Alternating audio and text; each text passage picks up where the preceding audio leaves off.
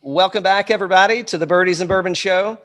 We're having a lot of firsts. I'll tell you this, and we have a first-time Emmy winner on the show. Not only is he an Emmy winner, he's a 6-time Emmy winner and CEO of the Real McCoy, Bailey Pryor. Bailey, cheers, man! Thanks for coming on with us. How's it going? Cheers, Cam. How you guys doing? It's going great. Sorry, I had to sneak a little sip in. So one thing that I do like, and I'm going to be totally honest, I have tried some Foursquare distillate before. Mm-hmm. I have not tried the Real McCoy yet, up until just that. And usually folks are coming on, if I haven't tried it, I like to wait and get I'd like to hear it from you, right? I mean, you know more about this stuff than I ever will. Everything, I did take some time to kind of catch up on who Bailey Pryor was, who Bill McCoy was, which is a real guy. A lot of times we see individuals or portrayals of people on bottles or labels and brands, and it's not actually, it may be a mythical person or a fictitious person. This dude's a real dude. He was a real guy and had real interesting exploits in the 1920s. Yes.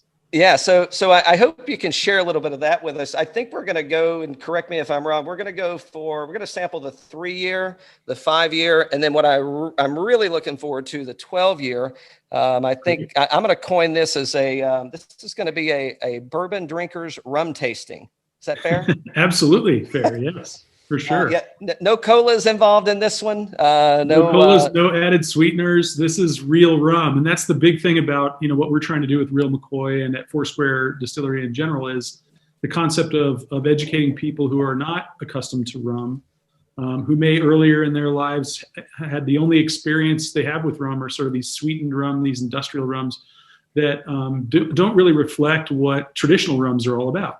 It's not that those are bad or anything like that, and ours are good. It's just these are two very different things, and the average consumer in the United States doesn't understand the difference of those two sides of the spectrum in rum.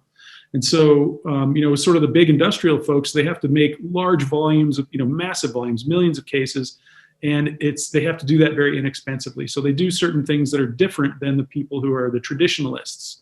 On islands like Jamaica or Martinique or Barbados, and where our distillery is Richard Seal's distillery in Barbados. So we're all traditionalists, and we do things without additives. We do actual aging, stuff like that. So it's a very different flavor profile. And in many cases, I've had people come up to me afterwards and say, I had no idea rum could taste like this. It tastes more like a whiskey than a rum. And what they're referring to really is the fact that they've only really experienced flavored moonshine in their life. I think of it that way. Imagine if every whiskey you'd ever tried was flavored moonshine, and people sat around endlessly comparing the apple cranberry to the strawberry banana, when the whole time it was just artificial flavors. Right. So obviously that's not the case in whiskey, but I'm just using it as an analogy, and that pretty much is the case in large scale rum. So when you get to these traditional small craft distilleries, then you run into products that are not made that way at all. We don't use multi-column stills and make millions of cases. We're a pot distilled product. We do long-term fermentations in controlled environments. We manage very precisely our raw materials. It's exactly the way whiskey's made, and we then age the product, and that's where you get lignans and tannins from the wood, which are very familiar flavor notes for whiskey drinkers, especially bourbon drinkers, because we actually age our rum in former bourbon barrels. And so it'll be very familiar to you. Yeah. So, and I don't know how much of the backstory we're going to get into as far as Bill goes. I mean, I kind of want to steer more towards the rum, if that's okay. What I will say, and a plug for yourself, and I think this is maybe a good place to start with a little backstory about Bailey is there's a fantastic documentary that you did on Bill McCoy, and that kind of led you into my question of how do you go from a documentarian to a rum maker? I mean, I guess they're both making something, if you will, but it's like one of them I'm going to watch and the other one I'm going to drink, man. I mean, what's going on there? It's not common, I guess, but in my case, it was an absolute joy. And it really came from the fact that with all of my documentary films, and I've been making documentary films for a long time. I used to own, if any of you are skiers or snowboard enthusiasts, I used to own a company called Warren Miller Films. We make ski and snowboard movies all over the world. And so I did that for a long time and sold that company, and then started making historical and biographical films, environmental films, medical, educational films, mostly for PBS, but worked for close to a dozen different networks: Discovery, ESPN, Animal Planet, Travel Channel, lots like that. So the idea for me is to pick out different subjects that I find very interesting, and that's really what I do is make movies that I find very interesting and unique. And I do all of my own research and all of my own writing, so I'm a real research hound, and I'll dive all the way down the road on a subject and do the research and put the whole storyline together. And so I started doing this for the rum running documentary film, which turned out to be a really interesting experience, because a friend of mine came up to me and said, "I've got a great idea for a movie for you." And most people who start a sentence with that line talking to me say the next line is, "And that movie's about me." Right. So in this case, he didn't say that. He's a publisher friend of mine. He said, "No, it's this book about this guy named Bill McCoy back in the 1930s, and we're republishing the book." So that's where the whole story started. So hold on. So you weren't doing a rum run. You weren't doing a documentary on rum. It started with Bill McCoy, and that led you to the rum running documentary. Exactly. Okay, gotcha. So McCoy was the first of the rum runners who in January 1920, he's the guy who kind of invented the whole business model of rum running. So in January of 1920, he filled up a boat full of rum down in the Caribbean, sailed it up to New York City, and acted as a floating liquor store 3 miles offshore. Now that was not illegal, because in 1920, 3 miles out was international water, so he could stand out there with impunity. He was so close to the shoreline, he could see the Statue of Liberty, and there was nothing that the Coast Guard or the U.S. government could do about it. So on his very first day up there, he had a real moral code, and was a very well-known and respected sea captain. This was not a mafioso guy. This was long before the mafia and all that got involved in the alcohol trade, the illicit alcohol trade. He was just a guy who owned a bunch of boats, and it was a terrible economy in the year 1919. He was looking for any product he could ship to make a living. He'd lost both of his parents. He'd lost his wife had divorced him. So it was a really bad year for him economically and personally in 1919. So at the beginning of 1920, he was ready for a change, and he decided, I'm going to fill up a boat full of rum, and I'm going to sail to New York, and I'm going to sell it, and I'm going to do it legally. I'm not going to break the law, and I'm not going to rip anybody off. Right. So that's exactly what he did. He wouldn't cut the alcohol with anything, and that's why his product and he became known as the Real McCoy. That's why we all know that phrase today, because everybody else who started copying McCoy and showing up with their own boats full of alcohol, they would step on the alcohol. They'd cut it with turpentine, wood alcohol, prune juice, water, in order to stretch the volume and make more money. McCoy refused to do that. So you got unopened bottles, you got unopened cases when you bought from McCoy. So it's, as you mentioned there, I'm sorry to interrupt, but you mentioned about how Bill wasn't involved with wasn't a mafia guy or organized crime or anything like that, and it's almost, and I'm cheating a little because I have watched the documentary, but and you do get a little on the tail end about how things change, but I didn't catch this in there, but as you're talking, it's kind of like the absence of Bill McCoy in this industry kind of allow other people to get in that were doing some of those kind of weird things, not affiliated with Bill whatsoever, but I mean, they kind of took that regulator, if you will, that was making sure things were done, on the up and up. I don't know. Yeah, well, he certainly became a media darling. The newspapers in New York City found out that he was out there, and some of those reporters went out and they wrote articles about him. And he was just saying, look, I'm not breaking the law. I'm not ripping off my customers. I'm out here trying to do legitimate business, and this is legitimate. There was nothing in the law that prevented him from doing it. It's just like being an early, cannabis pioneer in the United States, right, when the laws allowed it. He wasn't doing it illegally. So some people might look at it and say, well, that's still bad, but technically it was not illegal. So he took advantage of a circumstance, and I think that's a nice modern day analogy. And now you see where that's going with 16 or 18 states now legal with cannabis. For sure, yeah. So those prohibition issues, in the long run, never really work when you try to enforce, legislatively enforce prohibition. But it is the case. And so in McCoy's case, he became such a well-known figure. In fact, he became one of the most well-known people in America and in certain parts of the English language speaking world, because he was like the face of legal defiance. You know, he was like the Tony Hawk of rum running. You know, skateboarding was a crime until Tony Hawk came along, and all of a sudden everyone's like, "Oh, Tony, oh that Tony, it's fine."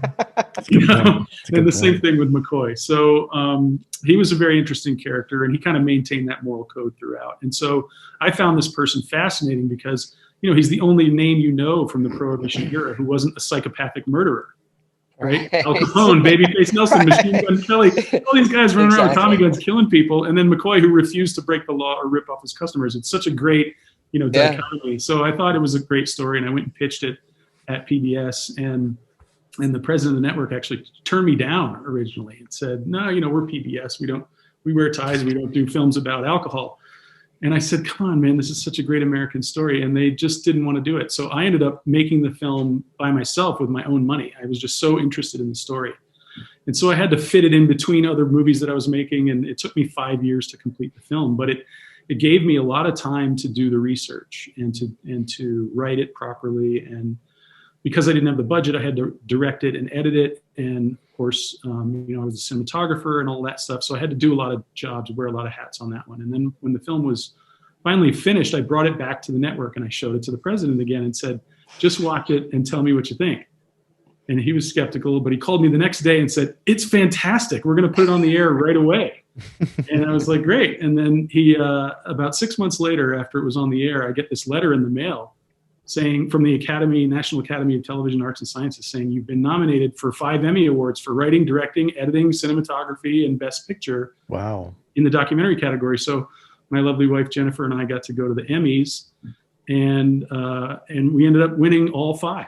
And I had to go on the stage 5 times, which was horrifying. But we did win the Emmys, and it was a total blast. And you know, it was very strange, unexpected. Did that set a record, by the way? It did set a record. It's the first time in the Academy's history that one person won the Emmy in 5 different disciplines on the same film. Okay. It's never happened. How many speeches did you have written? What's that? How many speeches did you have written? None. I wasn't expecting to win anything. I mean, you know, we were up against, I think, up in the Boston area, we were up against Nova. We were up against WGBH and all their amazing documentary films. So it's a tough market for sure to be in. And we did. I just was surprised to win anything, but it was very cool. That's awesome. Congrats, man. Yeah, thank you. So we're fast forward, and by the way, I'm sampling the 3-year, and to your point, it's like, yeah, you can just, I mean, if you added anything, and maybe it'd be a cube ice. I don't know. I don't even know why I would want to do that. It's the only white rum you're going to want to drink neat. Yeah. So it's actually aged 3 years. It's pot distilled and actually aged for 3 years, and then we filter it once actually to get it closer to a clear color, which most North American people have, you know, learned to drink white rum and mixed drinks and things like that. So we do that. Yeah, this is not the stuff that you're pulling off the behind the bar. Well, you can't get this behind the bar, but it's not when you're thinking about a rum and coke or a pina colada or what have you. However, it would probably be damn good in one. I just don't know why you would do it. But, well, lots of people do. We do. The 3-year ends up being in lots of different cocktails, mojitos, you know, daiquiris, all kinds of different things. And the good thing about that is that even if you are interested in doing sweetened cocktails like mojitos or, you know, painkillers and things like that, the one great thing about a traditional rum like Real McCoy is that you can actually taste the spirit through the sweetened mixers. Oh, yeah, it's not breaking it down with all the. Yeah, if you take a sweetened rum and you put it with a sweet mixer like a Coke, or you put it in a mojito or something, the rum just disappears, and all you taste is sweet. And people go, "Oh, I love this," and their brain is just going, "Yay!" on all that sugar, you know. Right. But in our case, you can actually taste the rum, and you get the sense of, wow, this is a really beautiful cocktail. It's a really balanced cocktail. So I guess a couple of things. One is I want to talk about. So I'm going to hold these two up. So for the people that are just listening and not watching, so I've got a white rum, and then I'm going to call it a natural rum, white rum in the left and natural, white in the right, natural in the left. I'll get that natural out. Natural meaning amber colored aged rum. Yeah. Exactly. And and the the brown rum is what you're going to get out of the barrel, and then the white rum is going to be filtered, and I'm assuming you're filtering it through charcoal. We are, and when it comes out of the barrel at 3 years, it's a slightly lighter hue than our 5 year, the second one you were just holding. Yeah, it's more of a straw color. So it comes out of the barrel in this beautiful light straw color. We filter it one time, which removes most of the color, so you still can see a tiny little patina to it and see that it's not clear. It's not like vodka clear or water clear. No. So that's showing you that it was actually aged. If it wasn't aged, then the only way it would get any color is to add food coloring. And so when people are talking about dark rums, they're usually talking about, industrial rums that have food coloring added to them, and that's where they get their color. In our case, the color comes from the barrel. So, and this, I'm a little off topic, but I've got a rum expert sitting in front of me. So there are some very famous whiskeys made in the southern parts of the U.S., one state specifically, that they filter through charcoal, and their whiskey is still brown. It's not clear, and it's required that they filter through charcoal. So how is that not doing the same thing that's traditional in rum, where it's stripping the color out of there? How's that not doing it in those other whiskeys? Well, you have to ask them, but from my understanding, in your opinion, in my understanding of the process, and my understanding of the process comes from actually many years of apprenticeship. Now, I've been apprenticing at Foursquare Distillery with Richard Seal for 9, almost 10 years. I've done other small apprenticeships and learned from other producers in Martinique. I also did an apprenticeship at the Ballindock Distillery in Scotland and learned about single malt whiskey production, who also go through all the same steps and similar processes. And when you charcoal filter an aged spirit, it will strip the color out. Yeah, I mean, you would never, your 5 and 12, any of your other expressions, you would never run those through a filter, correct? No, we don't run those through a filter, and you don't want to, because when you're doing that, it also takes some of the flavor profile away, which is part and parcel to that process. Now, people do different things. Master blenders, that depending on their tradition, depending on their background, what products they're making, you can add spirit caramel to the alcohol, which will elevate the color back to its original barrel look. The patina that it got out of the barrel, which is what most producers are doing. Yeah. And in order to do that, spirit caramel is not sweet. It is totally accepted in Scotland. The Scots do it.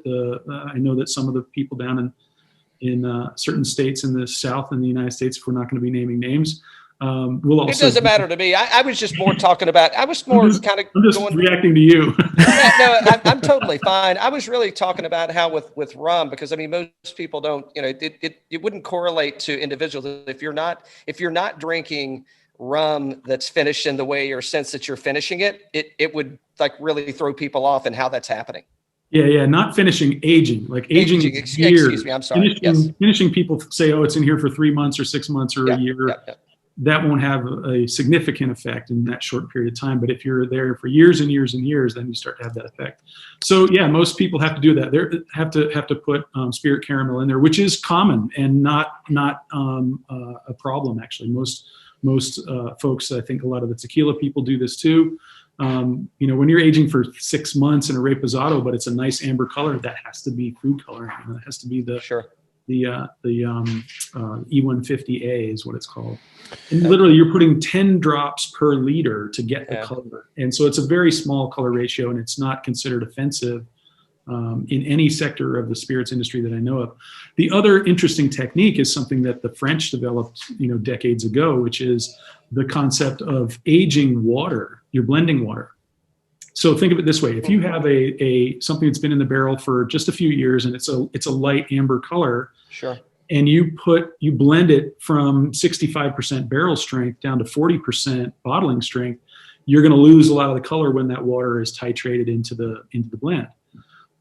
So one way that they combat that is they'll age water for several months, and that the water itself will receive the same lignins and tannins from the wood to give it, or the tannin from the wood to give it that color. And so they'll blend it with colored water, naturally colored water. So that's a technique that I know some rum producers do. I would assume Many whiskey people do. I know that the cognac people do it. So they're kind of the pioneers of that. But the other big difference is how the climate affects that aging process. And where our distillery, where Foursquare Distillery makes, where Real McCoy is made, they're losing between 6 and 8% to evaporation every year. So that's when you fill the barrel, the wood just sucks in that rum, and through the course of a temperature changes every day, there's a little bit of movement there that goes on. The wood gets completely saturated with the spirit. Same thing's happening in Kentucky and Tennessee when they put spirit in the barrels, and it evaporates right out of the barrel. And that's why when you walk into those rick houses, that smell is so pervasive. You walk in and you're just immediately hit by this scent of alcohol. And that's called the angel's share. That's the stuff evaporating right through the barrel. Well, in Barbados, we lose 6 to 8% every year, but in Kentucky, Tennessee, or continental Europe, you might lose about 4%, 3% in some cases. If you go up all the way up to Scotland, you're losing 1 or 2% per year. So it's going to take in Scotland much, much longer to impart the tannins, to get the color, the lignins, to get the flavor profile, those wood sugars, than it would in Barbados or really anywhere along the equator. So at 12 years, which we're going to get to that in a minute, our 12-year rum, we've usually lost about 60% of the contents of the barrel by the time we get to 12 years. But in Scotland, at 12 years, they've only lost about 12%. So they can have like a 50-year-old Scotch whiskey and only lose half the contents of the barrel. If you leave rum in a barrel in the Caribbean, after about 20 years, there's nothing left. It's physically impossible. It's like that. Look, that barrel doesn't even leak, right? It's like, I know, because there's nothing in there. Yeah, it's not leaking. And it's funny because, 300 years ago when they were making rum down in the Caribbean, 400 years ago, the tradition goes back, the people originally thought it was the staff that was drinking it. Sure. And then they realized, wait, how come every barrel is almost uniformly the same depth? They couldn't possibly be drinking that much. I still think that on this show. Cal. Easy. So we're drinking the 3-year, the 5-year, and the 12-year. And any particular reason for 3, 5, and 12? And I don't know if this is a good time to. You mentioned Foursquare earlier, and the distiller down there. That seems like you and Richard have really hit it off in the beginning and have a great relationship. But is the 3, 5, and 12? Is that kind of the what's the reasoning behind that? Well, there are certain flavor profiles that we like about those three. And Richard is the person who developed the concept of these. But there's also sort of economic and market-driven reasons to do this. We wanted to have, a less expensive rum that we could sell into the cocktail scene on a bigger scale. We'll never go mass market. We're not that kind of brand, but we want to be in cocktail bars, but there's a lot of price pressure in the restaurant industry. So they want to have their inexpensive versions. So we did that. That's for the 3-year. The 5-year was designed to be kind of a switch hitter. So that's easy to drink neat. It's affordable enough for the account to put it in cocktails, and for consumers to reach from white rum to, properly aged traditional rums. And then finally, the 12-year, we went with that because the flavor profile is just amazing at that aging. And when you go beyond 12 years in Barbados, or really anywhere along the equator, you're losing so much to evaporation that it's becoming economically extinct. You can't market things that, in the rum category. When I started with Richard, 10 years ago, it was impossible to sell a bottle of rum for $500 or $300. No one was doing it really. It was extremely rare and kind of gimmicky usually. But, now to get to like the oldest rum that Foursquare's ever produced for us was 14 years. And I mean, they've been running that place for 4 generations. Right. Oh, the oldest product they've ever made is 14 year. But you see all these kind of brands that pop up in the rum sector that are like 25 years old and 37 years old. And like, how do you, and it's $29.99. Like, give me a break. Nobody's aging. You can't lose that value or that much volume or surpass physical properties like the physics of evaporation. So you get a little bit of gimmicky stuff going on, and so we're trying to be the other end of the spectrum from that. And so you understand that when you're tasting a product like this, it's a traditional product. It's totally legitimately made. It's extremely transparent, and in fact, this year. Real McCoy Rum has just become the very first beverage alcohol in America that includes beer, wine, and spirits to actually voluntarily list ingredients and serving facts on our labels. And we got government approval to do this. And we're the first brand to do that. And it's not on the bottles in your hand because we just went into printing on these labels. We just received the approval. So what is being produced now down in Barbados from basically today forward, those are all the new back labels that show ingredients and serving facts. And, prior to this, no one has ever done that in this industry, which I find amazing because, people today care about what they're putting in their bodies. Most people want to drink less, but drink better.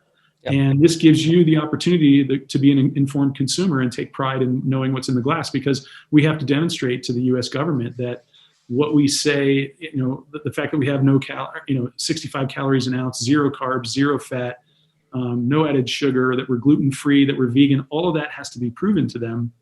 They have to accept that proof and then grant us the right to put this on the label. And then we also list our ingredients, which, a lot of spirits producers don't. That's even a bigger no-no, right? It's especially don't do that.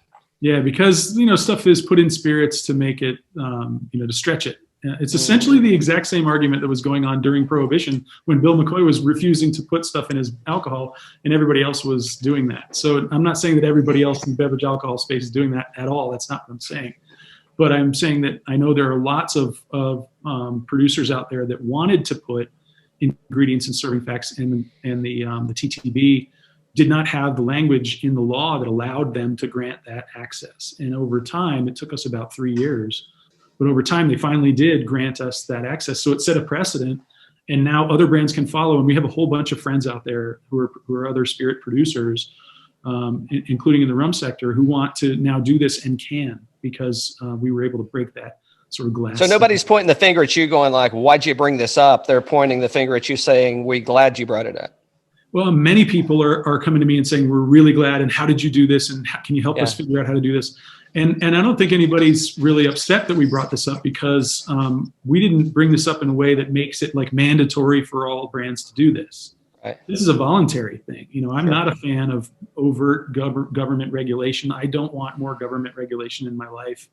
But I do think that we should have some transparency for consumers so they can make informed decisions. Because in the rum sector, there are some brands out there that are, putting in enormous amounts of added sugar to their spirit. So they're putting in some cases, 96 grams, 100 grams of sugar per liter.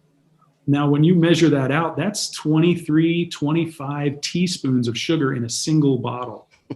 So imagine taking your favorite bourbon, take some wild turkey and put 25 teaspoons of sugar in it. Jimmy Russell would lose his mind if you did that through his whiskey, right? As soon as he finds your address, right? It's exactly. And I've met Jimmy. I think he's an amazing person. And I'll tell you, that's how the traditional rum producers feel when these kind of boardroom brands show up, and suddenly overnight this brand will pop up. It's worldwide. It's 25 years old, and it's sweeter than a Coca-Cola. And you realize, okay, that's not real rum.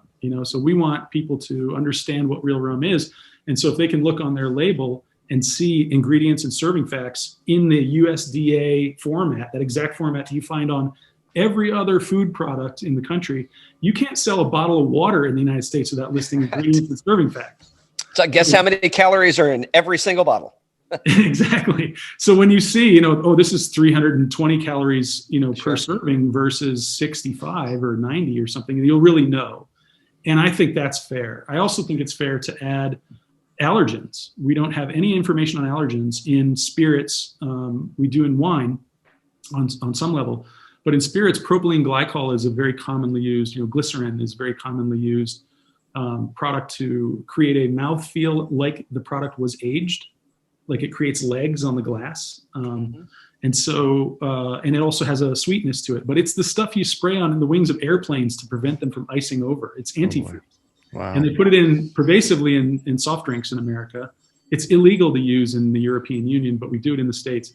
And a lot of brands will put that stuff in there. I'm allergic to propylene glycol. It immediately causes me to have a histamine reaction, and I just start to turn red and swell up and break out in a rash.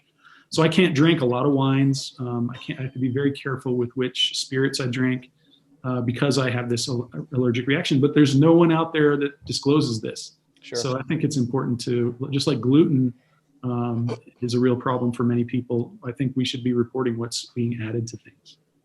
Yeah, noted. And I mean, you're kind of doing that already. I mean, you're making a statement on here of what it's blended with, what it is, where you are, nothing added. Yeah. So, I mean, you're kind of doing, I guess, to the limitation that you can do it. I mean, you're telling as much as you can with what you can, with what regulation will allow you to put on the label. It's Exactly. on there already. Yeah. That's what was allowable at the time that we first developed our labels. Now they've agreed to open that up a little bit. And I think, to the credit of the TTB, the Tax and Trade Bureau in the United States, that they, I think they've had enough people trying to lobby them to allow this kind of disclosure.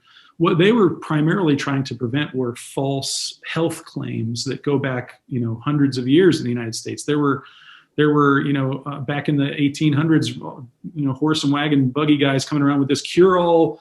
All it was just alcohol, and they were like, it's my Dr. McGillicuddy's cure-all, says it fixes all your aches and pains and diseases, and they were just lying to people about what this product could do. And so the TTB, for a very long time, has been trying to prevent people from making false health claims. And so when you go in and say no added sugar, they say, well, that sounds like a health claim to us. You're trying to make this sound healthy. And that's not at all what we're trying to do. We're just trying to say, we're not putting 100 grams of sugar, 25 teaspoons in a bottle of rum. That's what we're doing. So, yeah, we may be unique on the shelf compared to other some other brands, right? Yeah. And in all fairness, it's just a couple brands that go that far. Yeah. There's quite a few brands that do a little bit, just to kind of like take the edge off of something that's maybe a little harsh or whatever. And I can understand that the tequila people do it, the rum people do it. There's, it's really frowned upon in whiskey, I know. So that's why we're going to lean so much more in the whiskey direction in terms of our flavor profile for people that try us for the first time. And that's what I was getting ready to say. I mean, again, tasting for the first time, it's that mouth feels there. This is actually, if you don't like bourbon, if you're kind of get that kind of bite on the finish, and it's a little harsh for me, and I don't really, like bourbon or whiskey doesn't do it for me. I mean, you can absolutely point somebody in this direction, and it gives you that, you get kind of that robust nose. You've got, but it's smooth, but it's buttery. And then you get, when it hits your tongue, I mean, most of this is kind of hitting on the front of the tongue from a sensory standpoint. And then you've got that smooth kind of velvety finish that just can get you in a lot of trouble if you're not if you're not self-regulating, right? So, but yeah. Yes, by all means, self-regulate. But that's what was so interesting to me, that in working with Richard Seal, and he's just such an amazing, sort of innovator and in his own right, an incredible master distiller. He's creating products that are so well balanced, and that's the hallmark of the Barbados tradition. See, in Barbados, people just think rum is rum, right? But there's this incredible spectrum around rum. The Jamaicans use pot stills, and they do a very long, very, very long fermentation period that generates flavor profiles that are basically, in colloquial terms, referred to as funky, right? So funked up, beautiful rums with huge flavor profiles. You're talking 1,500, 1,600 congeners. And then the Barbadians, because they use traditionally a blend of two different types of stills. They use a traditional alembic pot still, but that's also that rum is then blended with rum that's made in a twin column coffee still, which was the invention of Enos coffee in the late 1800s. And so that coffee still is a column still. It's only two towers, and it removes a certain amount of the flavor profile and certainly a lot of the congeners in that process, and makes a very, very light rum. So where the pot rum comes in very heavy and funky, and the twin column coffee still comes in light, you now blend those two, put that in the barrel, and age it. That's the Barbados tradition. No additives, no fake age statements, none of that kind of stuff. So that's how. So when you're saying you've got a single blended rum, is that what you're saying? Is you're mixing the distillates from the two stills, but it's the same distillate, just two different devices. So it's single estate. Okay. Yeah. So single blended means single estate blend of two stills. Yeah, gotcha. Not a blend of two different distilleries, two stills at the same distillery. Right. So that's single blended rum. And the Jamaicans traditionally do just the pot still. And the Martinicans, and both the Jamaicans and the Barbadians are making their rums from molasses. The Martinicans and the Guadeloupans are making their rums not from molasses, but from fresh pressed sugarcane juice, because molasses is the byproduct of making refined sugar. And during the Napoleonic era, Napoleon forbade the farm owners down in the French Protectorate Islands, Martinique and Guadeloupe, from making sugar, because if they made sugar, it would end up in the British sugar trade, because the Brits dominated the sugar trade. The Brits would make a bunch of profit, and they would use that money to fight Napoleon. So he said, nobody can make sugar. So that's why the Martinicans and the Guadeloupans make fresh pressed juice as the base. Now, sugarcane is a form of grass. So when you take fresh pressed sugarcane juice, yes, it's sweet, but it has this very vegetal flavor to it. When you ferment and distill that, you get this very vegetal flavor note that's like, it's as different to a traditional molasses rum as a mezcal is to a tequila, or as a peated scotch is to a Highland scotch, an unpeated scotch. So it's really interesting, a very unique spectrum. When you get over to Jamaica, some of the locations there are super traditional, like the Hampton estate. Our friend Christelle Harris owns Hampton, and her family. And they do dunder pits, which is like this very extreme traditional form of fermentation in vats. If you know anything about beer making, it's like a cool ship. So they have this huge surface area for the fermenter tank, and it just goes for weeks and weeks. And so they get these huge flavor profiles. It's just absolutely brilliant rum, but it's kind of an acquired taste for some people. And I think it's fantastic. So you have this unbelievable spectrum of flavor profiles. It's really interesting history and traditions. Rum is so dynamic, just as dynamic and interesting as the whiskey world in the traditional sense. Yeah. So and when you're picking, so everything that we're tasting, everything that you do is aged in bourbon barrels, right? We're only using one, that for bourbon, they're only using a one-time fresh American oak, and then you're moving them down. Is there a particular profile that you would go to, or is a bourbon barrel a bourbon barrel? No, I mean, this is much more, when you get into wood science, the barrel science, there's a lot going on in barrel science, and different things occur here where you're using different types of wood as a foundation. You'll get different results from that. So if you use like the Quercus alba tree, the American white oak, or Quercus petrea, which is the red French oak, those two types of wood will do completely different things, mainly because there's different porosity in the wood. So American oak is extremely hard wood, dense wood, but the French oak is much softer, and when you look at it under a microscope, almost looks like Swiss cheese, or like sort of striped. So a lot more surface area interaction occurs with Quercus petrea. There's different forms within Quercus petrea. You start moving over to the Czech Republic and Hungary, and they have different, same genus, but a slightly different species. You get different results there.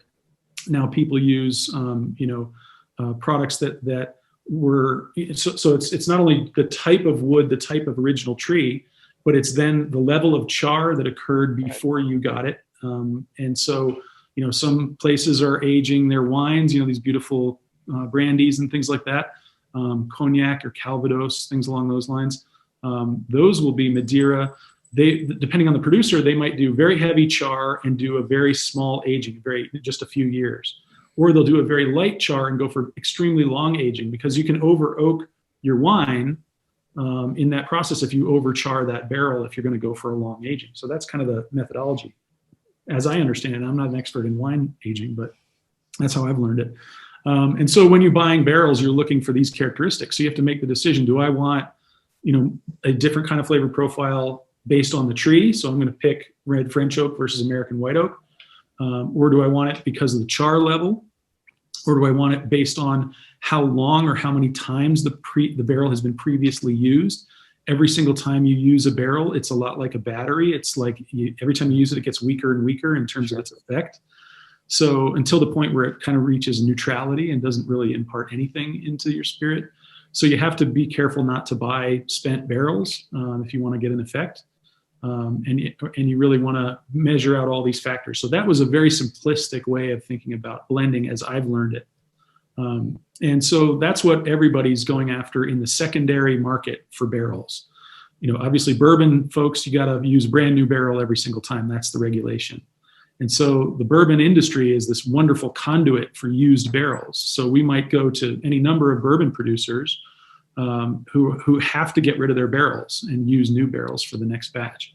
So the whiskey people, the Scotch whiskey people, the tequila people, the rum people, and now even beer and other folks are grabbing wine people are grabbing used bourbon barrels.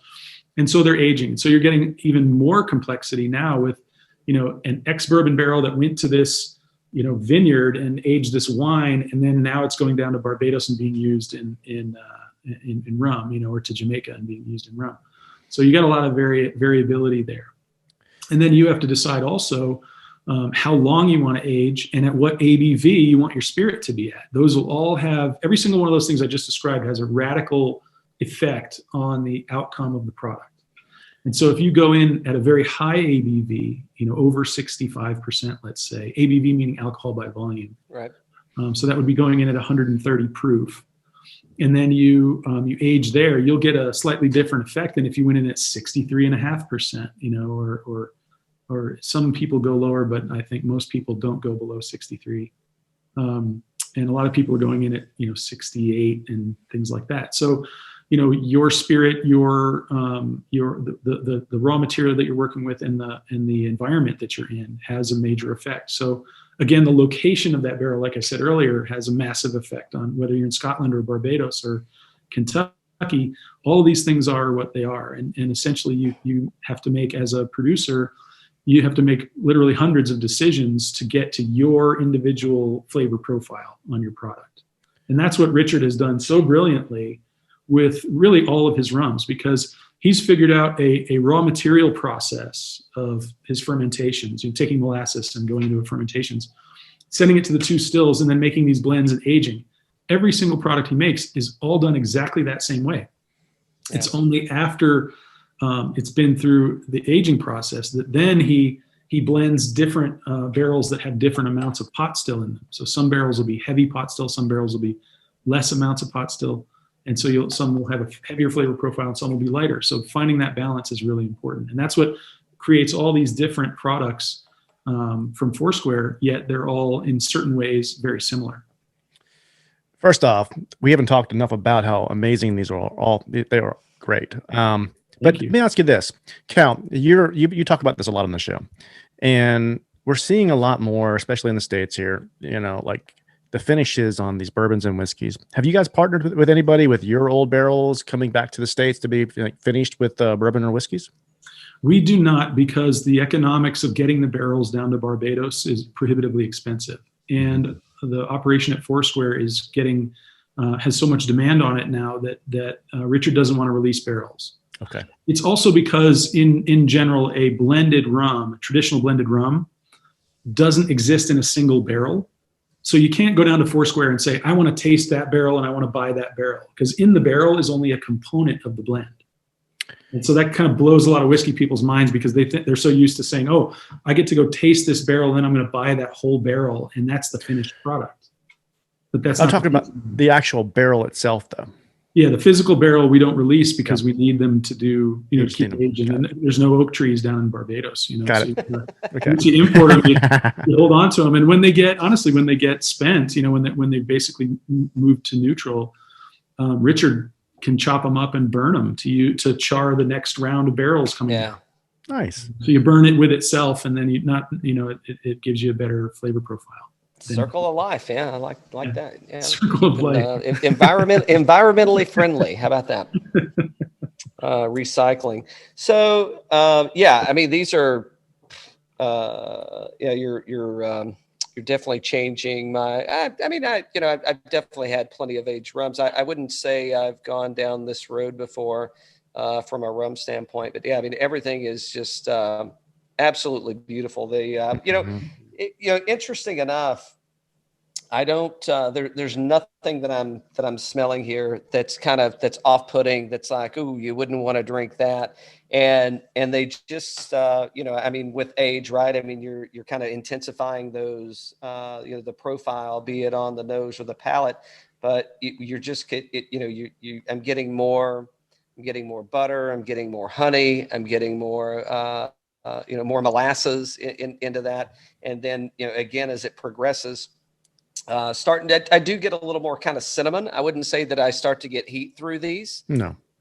Is that a fair, would you say the same? Yeah, I mean, you're certainly starting to get some of the spice from the wood. Yes. Those are the wood sugars. And so the longer it's been in the barrel, technically you're going to start to pick up more of those wood notes. And that's going to come across, your brain's going to interpret those congeners as kind of the spice components and actually the vanillin, the natural vanillin that exists in the wood. You'll start to get that. But what's really important about tasting these rums is what you're not tasting. You're not tasting a slap in the face of vanilla. Nope. You're not tasting a slap in the face of banana. Mm-mm. Both of those are additives that are pervasive in the industrial alcohols and industrial rums. So that's food flavoring that is added. And so you're not tasting any of those things. You're not tasting green apple. That's a big mistake in the fermentation process. So, you can really appreciate Richard's artisanry by just experiencing that flight. As you go through it, and you realize, wow, there's like a balance specifically to each of these blends. And each blend is slightly different. Of course, it's got different aging, but you get still this really smooth experience every time. Most of the white rums, if you take a white rum and sip it, you are tasting something that's like gasoline unless it has had added sugar. Yep. And if you don't remember this stuff, or you've been working with, or you haven't had exposure to this stuff.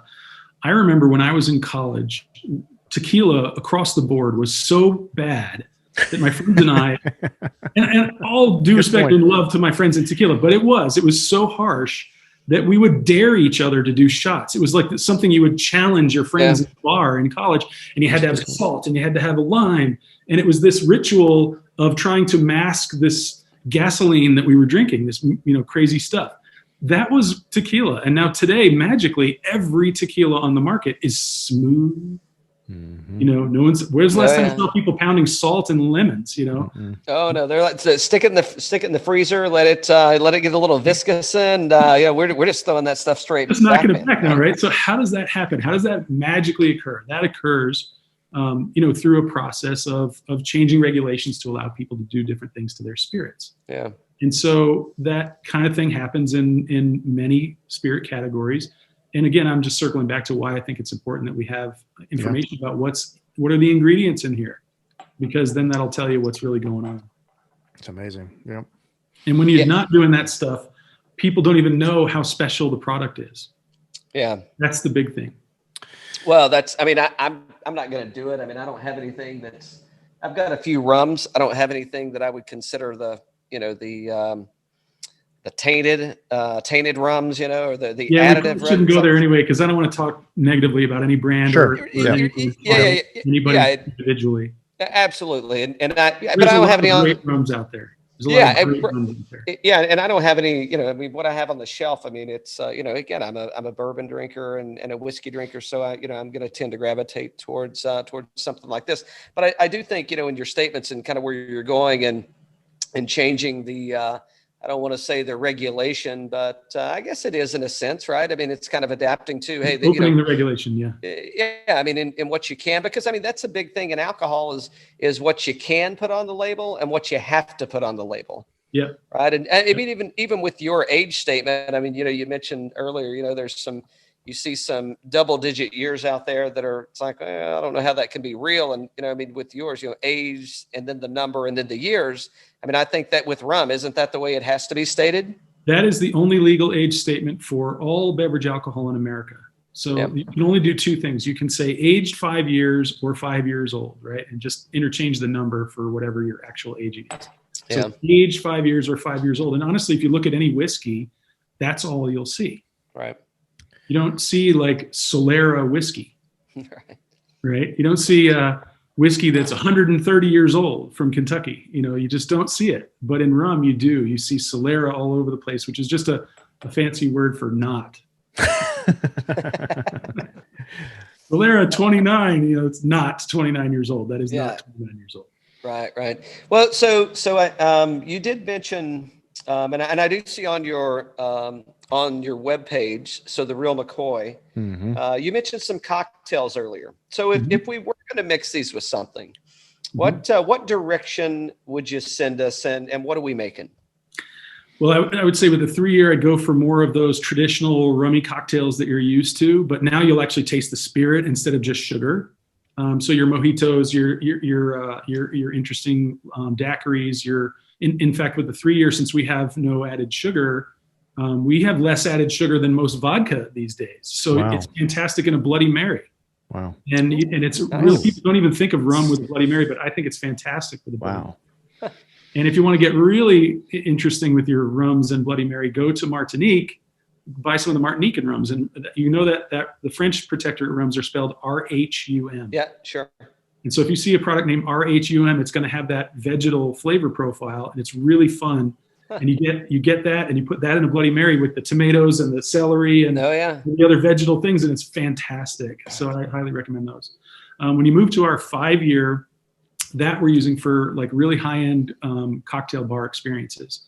So you're doing complex and riffs on daiquiris. You're doing riffs on Negronis, things like that. When you move up to the 12-year, you're doing old fashions, Manhattans, beautiful high-end whiskey cocktails. And I think another thing that the whiskey community will be really excited about when they taste these and they realize, how usable they are, how great they are, and it's in the same flavor profile, they'll also realize how incredibly inexpensive they are. Like our 12-year age with 60% evaporative loss is the same price as like a 2-year-old bourbon in the United States. It's like $49, I'm glad you went down that road, because I mean, you were talking about, Dan mentioned, hey, what do you do with the barrels? And it's like, yeah, we really ain't shipping them back because it's just economically, it doesn't work out. And for lots of other reasons that, you're I'm going to say non-domestic, right? If I can use that word, but you're in Barbados. I mean, that's where it's made. So you're bringing it in, and it's everything about it to me says expense. I mean, you're making molasses, for crying out loud, before you're actually making the juice. And, I mean, it's just the processes that are involved. And to your point, I mean, go look on the rum shelf and find the Real McCoy on there. And it's actually for what you're getting compared to other things on the shelf, it's an extremely fairly priced rum. And I mean, this is like actually a really cool gift. I mean, if people at Valentine's Day's coming up, ladies. So hey, if you got a bourbon drinker in the house, get him the 12-year and give him something a little different. And if he doesn't like it, you may like. No, but I mean, this is like there's a lot of cool spins on this that I think you could go down the road of. And I don't think it's going to disappoint. And again, it may not be your daily, but it's a good, you know what? I've been drinking so much bourbon or whiskey, and I just want something else, but I still want it to kind of hold up. I mean, this is really, really a really, really solid way to go. Thank you. And yeah, I just think that, for all of us, what we're doing is we're having these great experiences, right? We all want a fun culinary experience. So it's nice to switch things up every now and then and try something new. And, bourbon being so dominated by that corn note, right? That 51% corn, sure. Yep. It has a serious signature to bourbon compared to, sort of the single malts or the Irish or the American whiskeys, even the Canadian whiskeys. And so when you get used to that note, it's like if you only drink skim milk and then you drink some whole milk and you're like, oh my God, it tastes like cream to me. It's the same kind of thing, or vice versa. I was thinking like, oh my God, why have I been drinking skim milk all my life? Exactly. Or all you drink is whole milk and you drink skim and go, this tastes like water. It's a radically different experience. And so you get used to what you're used to. But I think that it's not a stretch at all, even for people who are really fans of that corn note, to move to a traditional rum like Real McCoy 12-year. You sip that 12 and I have honestly, and I can say this publicly and in all honesty, I have never had a whiskey drinker come back to me ever and say, oh no, I don't like it. No, I don't know how you would. Now, you know what? If I were a rye whiskey guy and I like that big, heavy spice kind of, chewing on the back of my throat kind of thing, I could see how I'm like, it was okay. I may not go down that road, but if you're a bourbon person, like if bourbon is your thing, like this is all day, man. I mean, you could, and it's like, yeah, you could really go like, just keep pouring these back. And it's like, whoa. Fantastic. Sure thing. Yeah. But the rye guys and the bourbon people and the bourbon guys and gals, sure, they know what they're doing. And so when they get to it, they'll still appreciate it, even if it's not exactly. If they want that spice note, that richness from the rye, or they want that corn note, totally fine. But they'll still appreciate a good spirit. Absolutely. I mean, this has definitely it's got that mouth coat, that feel. Yeah, that is absolutely awesome. Bailey, we don't want to keep you. I know we're probably on a time schedule with you. We appreciate you coming on. A couple more questions, if you have a couple of minutes. Sure. I'm sure it sucks heading down to Barbados to go and visit with Richard. Somebody's got to do it. And Foursquare, and you're down there, and it's like, shit, I got to go do this again. Here we go. So if you're drinking, is there, and it could be one of these, it could be something different. What are you drinking when you go to Barbados and you're kind of going through? I know you're sampling barrels probably, but what are you drinking?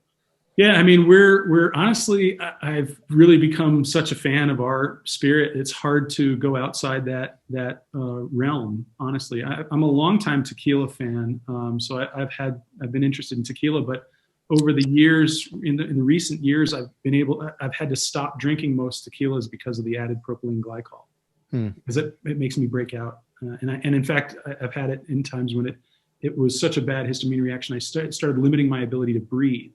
So I'm choking, like literally I'm about to pass out. I can't breathe. So I got to be super careful with that stuff. So I only go to things that I really know well at this point. And so with the Real McCoy and any of the Foursquare products, that's primarily what we're drinking. There are a couple of tequilas and a couple of mezcals that I've gotten to know the producers or the people that really represent them well. And I've been getting their products from them, and those are fantastic.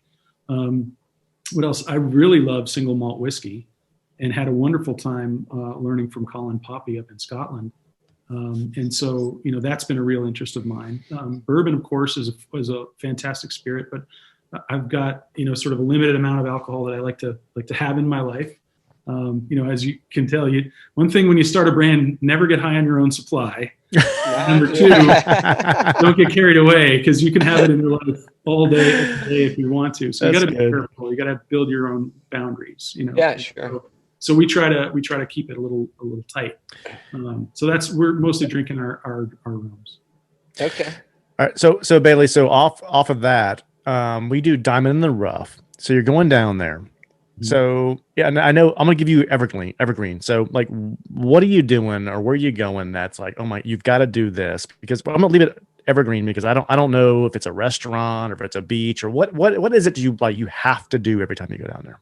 In Barbados? Yeah. Mm-hmm. You have to go to La Cabane, which is this amazing restaurant on the West Coast, which they literally put the chairs and the tables in the sand, and the ocean is lapping right up next to you. Wow. This like Gilligan's Island kind of environment, it's all like, it's all outdoors. There's no walls to the place, and everything is sort of thatch and natural. And it's really, really fun. And they make excellent food. The other thing I always love to do is go up to the north end of the island and tour the St. Nicholas Abbey, which is the oldest sort of, plantation or farm on the island. And they have this amazing family there that is producing rum. They have their own distillery. They're growing the sugarcane there. They've got a steam press from, I don't know when, probably turn of the last century. So they're crushing using a steam engine right in front of you, and they're making it. It's fantastic. One last question. I go back to Cal. Do you drink coffee? I do. Where do you get your coffee from? My favorite place right now is it's a coffee brand called Canyon that I buy at a friend's bakery in Mystic, Connecticut, called Nana's. And I go to Nana's in the morning and I'll have coffees with them. And they make a really fun coffee. It's actually espresso and tonic on ice. I'm telling you, you got to try this. It is amazing. So take espresso. Pour a shot of espresso over ice, like you're going to do a little iced espresso, and then just fill the cup with tonic water, and it's fantastic. But not club soda. I'm like, hell no, and I tried it. It's fantastic. Not club soda, tonic water. Tonic. Don't do club soda. It's tonic water. Wow. You need that quinine part. Yeah. Yeah. Interesting. Yeah, that's. I've never even heard of anything remotely like that before. I need the email. I need the email from you saying, "Oh my God, I did it! It's phenomenal." I may do one better. I'll just send you a video. Yeah, that'll be great. That'll be great. Yeah, that's easy to do. Okay, so maybe the last question. I hope so. I know you got to go. But so when you're at Foursquare, and this is for my buddy, a liquor shop across the street. He was like, "Man, if we can get a pick from Foursquare, oh my God, would we love that?" I'm like, "What about the Real McCoy?" He's like, "Hey, that's still Foursquare." No, but that's not the question. But when you're at Foursquare and you're eating and you're drinking I don't know, if you're drinking it, like, are you going for the 12? If you're going neat, is that where you go? I'm usually going for the 5, honestly. I like the bourbon note that you start to get. So my flavor palette, I'm moving more in the sort of the bourbon direction, but with the 5-year. All right, so you got go that for the younger flavor component. Sure. All right, so you go for the 5. What are you eating at Foursquare? I mean, what's the meal that's being served? Well, there's no meal. food served at Foursquare. You know, it's just a factory. You know, it's a distillery. So there's no like restaurant there. There's a tasting room. But what would you eat with alongside this? I mean, there you go. Caribbean cuisine is amazing, and you know, really doing things like jerk chickens and things like that are fantastic with something like this. Yeah, I'm just trying to think of some of the other cuisine.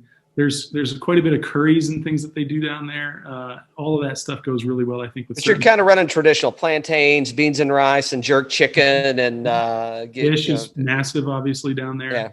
So, yeah. Cal, I'm getting with this 3-year for Bryson DeChambeau. If he ever runs out of anything to want to gain weight with, take the 3-year and eat some of those Girl Scout cookies of Samoa's with it. That coconut and there's a lot of coconut caramel, and he's good to go. Yeah. Yeah. Again, I mean, you could just pour these over ice, and you've kind of got a cocktail in a glass. I mean, it doesn't need much, man. These are absolutely fantastic. Thank you. So Bailey, how many states? I know you're here in Georgia. I see you at my friend's bottle shop across the street on the shelf, fairly priced for a truly aged rum that's drinking like a bourbon or a whiskey. Are you in all y'all in all contiguous states, or? Yeah, we're in. I think at this point we're in about 48 states in the United States, and we're in 13 countries internationally. Awesome. And so we're very, you know, we're available. Most of the states you have to special order it, or, you know, because small craft brands, we're not out there to be on every single shelf in every single store and every single bar. That's not what we're about. So if you're looking for something special like this, then you can special order it pretty much anywhere if you go in and talk with them. On our website, there's a where to buy section. There's a little button you can press there, and it'll drive you to Drizzly and Reserve Bar and those kinds of folks, so that if you're in one of the states that allows like shipping, then you can buy it online and they'll deliver it to you. Or you can also look and see, like, you know, what states are we available in and who our distributors are, and you can tell your local liquor store or your bottle shop, you know, they're with this distributor in this state, and then they look us up and get it. Yeah, well, I'll tell you what, I sent Matt Horanek a blind tasting that we're going to do in about a month with.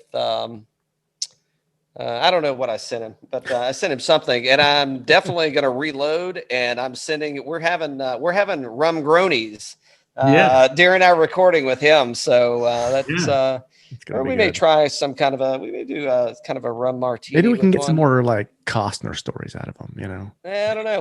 We'll do the best we can. Bailey, thanks so much, man. If there's anything we left out, we'd love to chat with you again. I didn't leave. Well, I could sit around and talk and drink with you all night, but you got things to do, my friend. Thanks so much for sharing with us. We really appreciate it. What a hell of a thing you built here, buddy. And damn good rum. Awesome. Cheers. Awesome. Cheers. Thank you, guys. Thanks for having me on the show. Absolutely. Yeah, cheers.